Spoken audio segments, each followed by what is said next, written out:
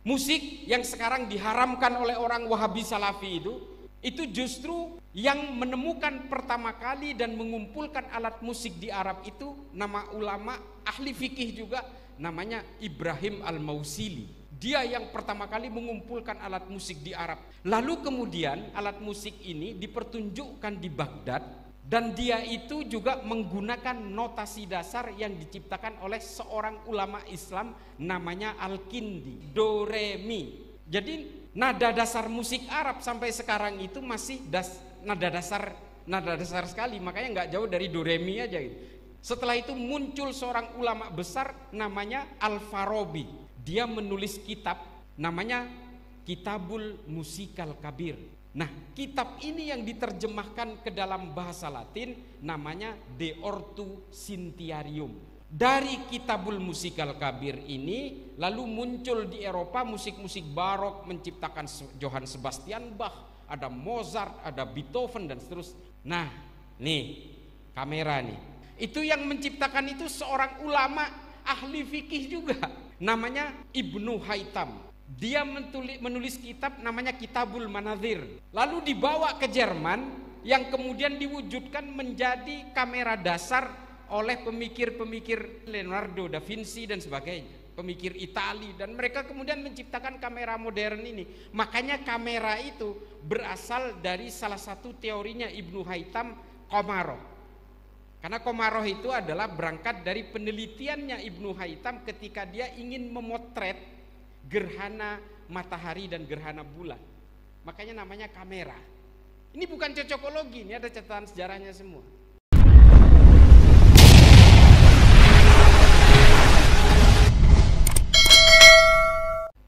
Hari ini yang didengung-dengungkan dan diagung-agungkan adalah penaklukan Konstantinopel oleh Muhammad Al-Fatih. Oke, Konstantinopel yang tadi punyanya bangsa Romawi akhirnya bisa direbut dan bisa diislamkan.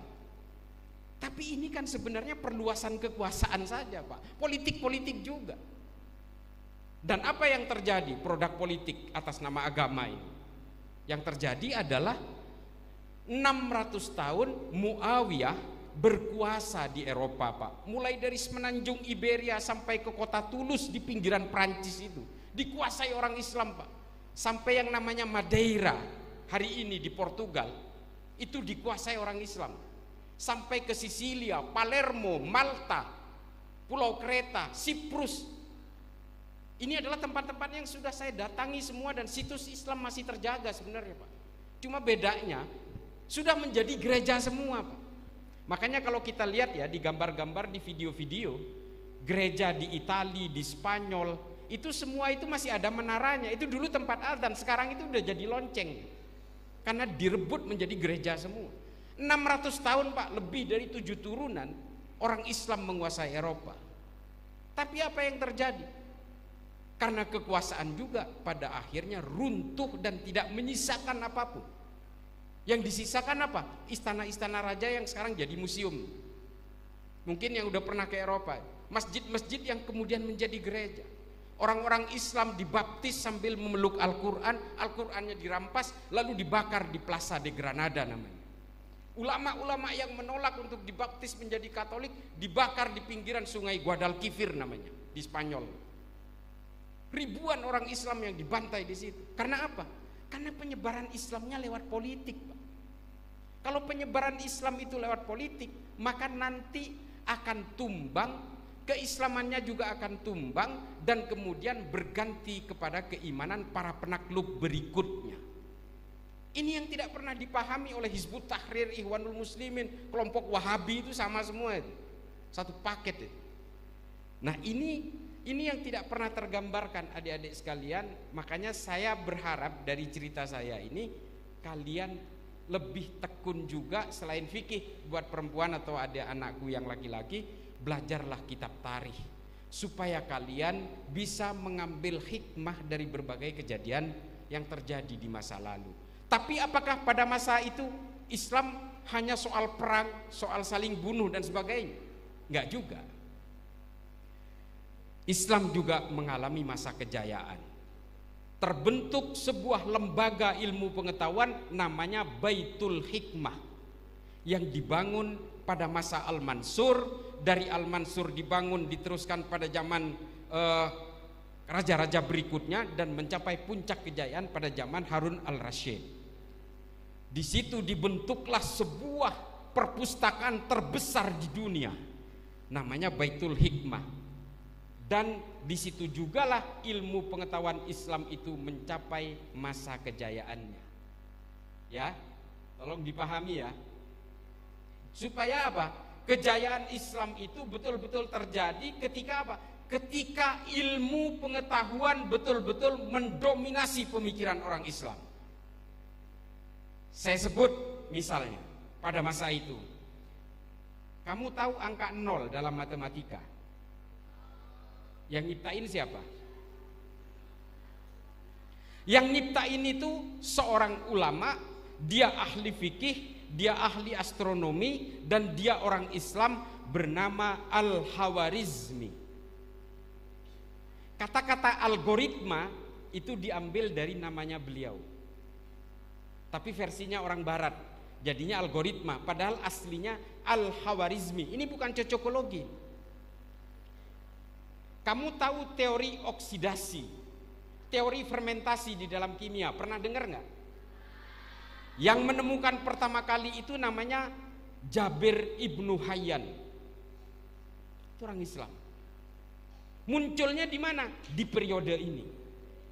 Orang Eropa belum ada apa-apanya. Orang Eropa ketika itu masih mengolah makanan yang didaur ulang dari pakan ternak. Waktu itu orang Eropa itu mengalami masa kegelapan.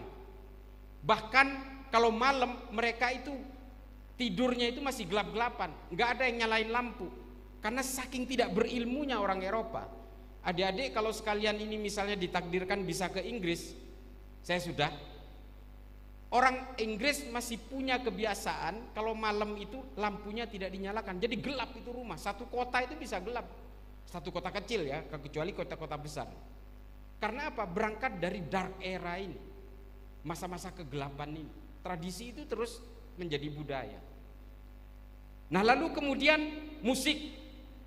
Coba, musik yang sekarang diharamkan oleh orang-orang Wahabi itu, maaf Kiai, ini saya memang materi saya memang agak serius, nggak apa-apa, buat ilmu aja. Musik yang sekarang diharamkan oleh orang Wahabi Salafi itu justru yang menemukan pertama kali dan mengumpulkan alat musik di Arab itu nama ulama ahli fikih juga, namanya Ibrahim Al-Mausili. Dia yang pertama kali mengumpulkan alat musik di Arab. Lalu kemudian alat musik ini dipertunjukkan di Baghdad, dan dia itu juga menggunakan notasi dasar yang diciptakan oleh seorang ulama Islam namanya Al-Kindi.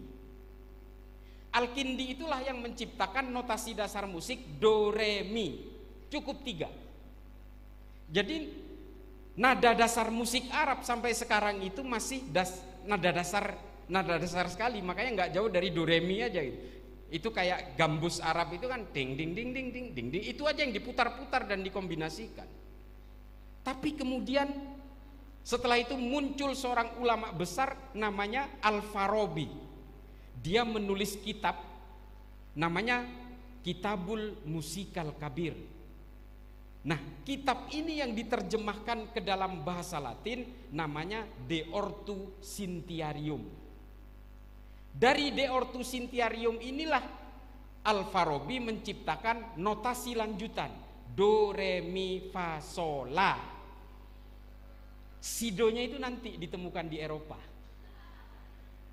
Do re mi fa sol la itu Al-Farabi. Ini menurut catatan sejarah. Orang Islam yang menciptakan itu. Dari Kitabul Musikal Kabir ini lalu muncul di Eropa musik-musik barok, menciptakan Johann Sebastian Bach, ada Mozart, ada Beethoven dan seterusnya. Nah, nih kamera nih. Handphone saya ada kamera, ini ada kamera juga di situ. Yang menciptakan itu siapa? Saya. Kamu paling ini pengen beli iPhone terbaru, kameranya yang lebih canggih. Itu yang menciptakan itu seorang ulama ahli fikih juga, namanya Ibnu Haytham. Dia menulis kitab namanya Kitabul Manazir, lalu dibawa ke Jerman, yang kemudian diwujudkan menjadi kamera dasar oleh pemikir-pemikir Jerman seperti Leonardo da Vinci dan sebagainya, pemikir Itali, dan mereka kemudian menciptakan kamera modern ini. Makanya kamera itu berasal dari salah satu teorinya Ibnu Haytham, Komaroh. Karena Komaroh itu adalah berangkat dari penelitiannya Ibnu Haytham ketika dia ingin memotret gerhana matahari dan gerhana bulan. Makanya namanya kamera. Ini bukan cocokologi, ini ada catatan sejarahnya semua. Dan di masa itulah Islam mengalami kejayaan yang luar biasa. Sampai abad ke-13 ketika kekuasaan Bani Abbasiyah diserbu oleh bangsa Mongol. Dan sejak saat itu jugalah kemudian bangsa Arab lebih kepada politik, yang akhirnya melahirkan pemikiran Ibnu Taimiyah, taklid as-siyasatu syariah. Kitab-kitabnya udah politik semua. Dan ini yang kemudian dicangkok oleh orang-orang Wahabi untuk melakukan gerakan-gerakan pan-islamisme yang akhirnya melahirkan teroris-teroris itu. Konsep al-wala wal bara itu muncul dari pemikiran-pemikiran ketika orang Islam terpuruk secara politik. Nah, ini yang saya tekuni sekarang, bagaimana ideologi teroris itu bekerja, bagaimana kelompok-kelompok seperti Abu Bakar Ba'asyir bekerja, bagaimana kelompok-kelompok seperti organisasi teror Al-Qaeda, ISIS, hari ini di Suriah juga ada namanya Hayat Tahrirus Syam. Ini Wahabi semua ini.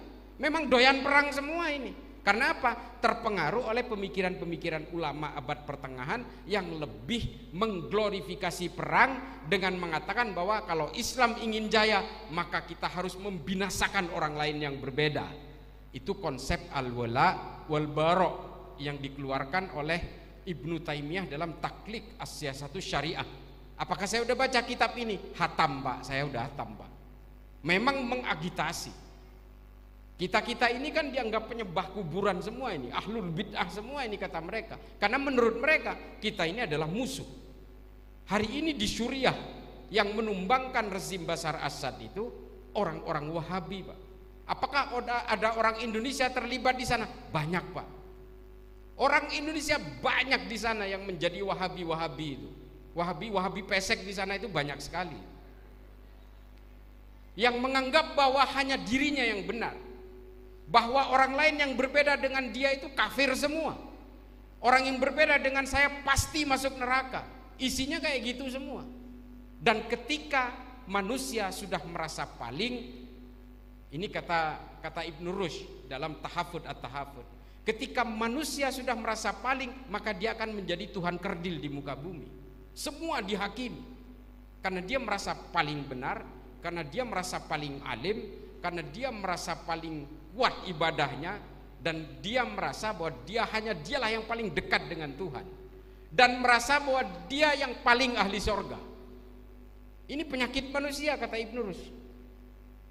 Nah, ini yang kemudian menjadi persoalan di kita hari ini adalah bagaimana kita kalangan Nahdien ini harus bersatu, Pak.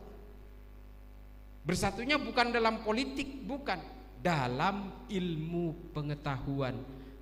Mohon maaf ya, salah satu yang kita bisa andalkan adalah pondok pesantren Ihya Ulumuddin.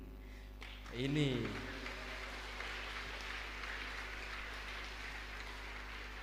kita berharap penuh dari pesantren-pesantren ini supaya kita melahirkan generasi-generasi ilmu pengetahuan